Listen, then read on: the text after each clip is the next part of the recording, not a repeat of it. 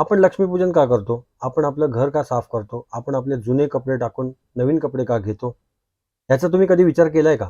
विज्ञान असं सांगतो, ज्यावेळेस तुम्ही स्वच्छता ठेवता, घरामध्ये सुगंधित वातावरण ठेवता, प्रकाशमय ठेवता, त्यावेळेस तुमचा ब्रेन जो आहे तो डोपामाइन आणि सेरोटोनिन सारखे हार्मोन्स डेव्हलप करतो, ज्याने तुम्हाला खूप छान वाटतं. त्यामुळे आनंद, धैर्य आणि समृद्धीची भावना वाढते. माता लक्ष्मीची आपण पूजा करतो, ती खरं तर लक्ष्मी नाहीच, ती आहे फ्रिक्वेन्सी. त्या फ्रिक्वेन्सीला जेव्हा जेव्हा तुम्ही मॅच करता, तुमचे विचार बदलता आणि तुमच्या जीवनात आनंद ज्यावेळेस येतो, त्यावेळेस ती खरी लक्ष्मी येते तुमच्याकडे.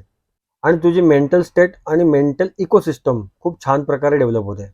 म्हणजेच तुम्ही लक्ष्मी मातेच्या फ्रिक्वेन्सीमध्ये जगता. म्हणूनच लक्ष्मीपूजन पैशाचं नाही, तर तुमच्या आतल्या एनर्जीचं अलाइनमेंट आहे. आणि विज्ञान जे सांगतंय ते आपल्या पूर्वजांनी आपल्या परंपरामध्ये जपलेलं आहे.